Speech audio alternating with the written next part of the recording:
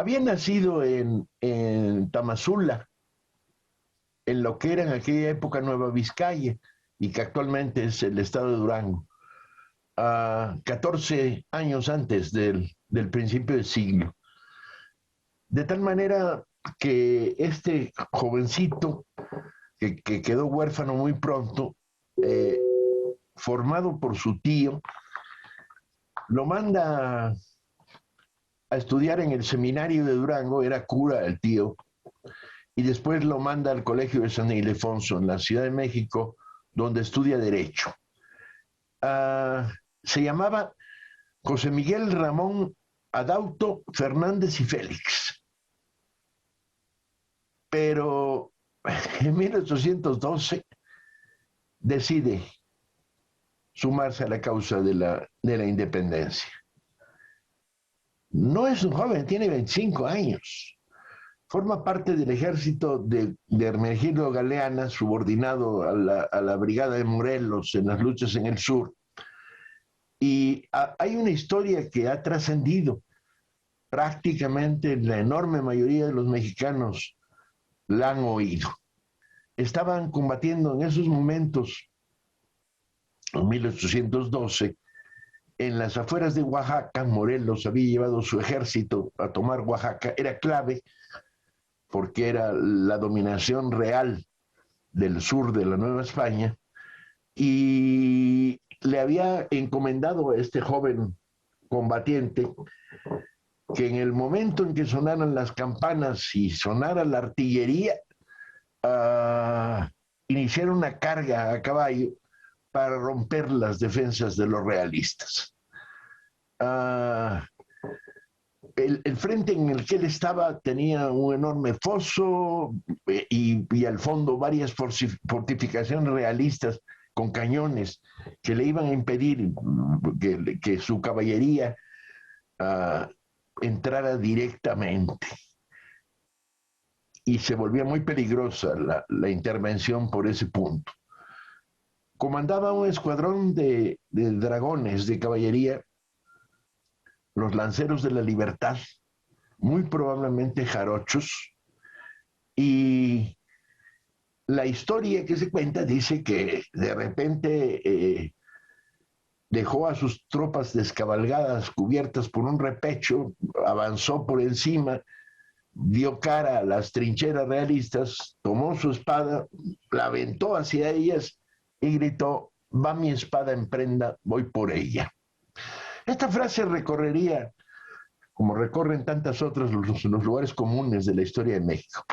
Pero estuve en el lugar de los hechos y me pregunté cómo, aunque la ciudad de Oaxaca ha cambiado tanto que lo que eran los exteriores hoy es el mero centro del espacio urbano.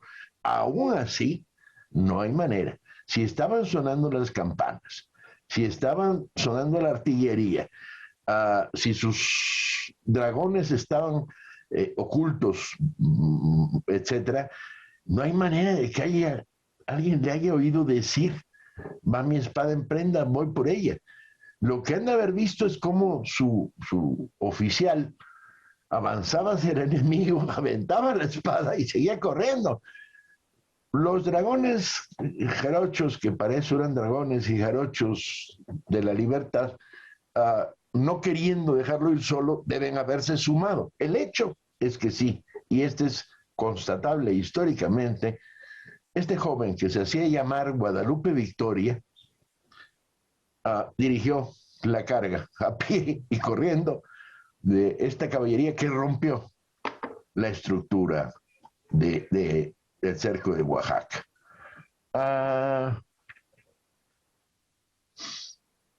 Así se hacen los mitos históricos, porque además esta historia no circuló en aquellos años, circularía después de manera indirecta y no de su voz, cuando este joven se convirtió al paso de los años en presidente de la República.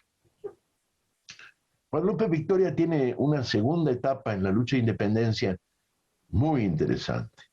En el repliegue después de la muerte de Morelos, había sido comisionado por la insurgencia para combatir en Veracruz y sobre todo en el corte de las carreteras que llevaba de México, la carretera es un eufemismo, el camino que llevaba de Veracruz a México, y estableció en Puente del Rey, que hoy se llama Puente Nacional, una especie de, en las cercanías entre Jalapa y el puerto de Veracruz, una base de la guerrilla que combatió durante años.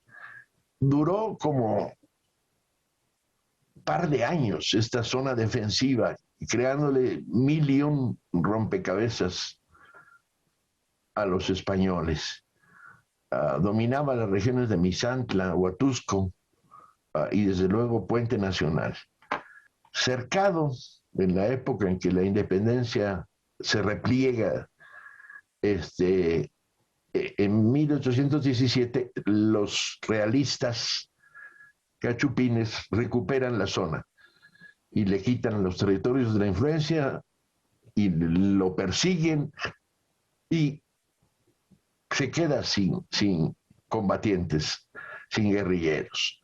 Y entonces se hunde en la selva veracruzana durante años, aislado, solo, va a vivir en la selva negándose a rendirse.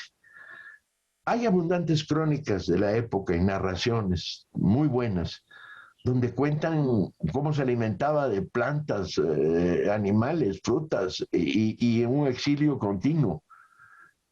Incluso llegó a decirse en la capital de la Nueva España que había muerto.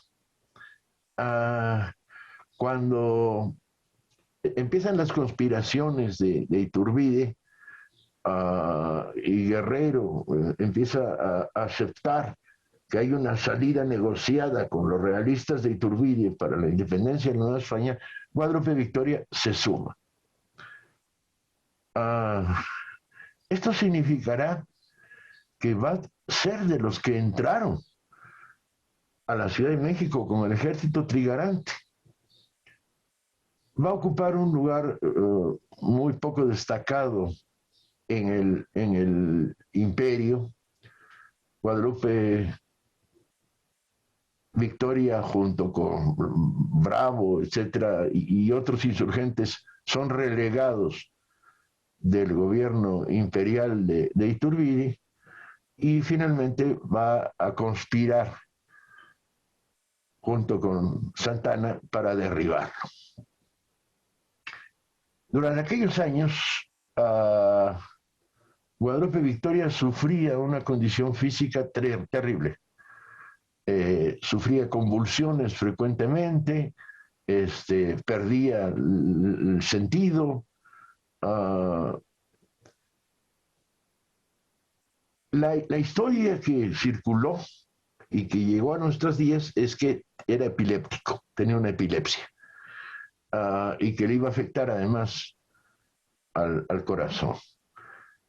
La realidad, según las últimas investigaciones de doctores que hacen medicina forense, es que tenía la enfermedad de Chagas, esa misma enfermedad que mató a Darwin en 1809, relacionada con estos ataques convulsivos y esta infección.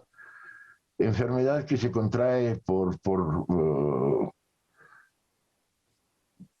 culpa de las chinches besuconas, también llamadas vinchucas, que le picaron en la época de aislamiento en la selva o por haber comido alimentos que contenían las heces de estas mismas.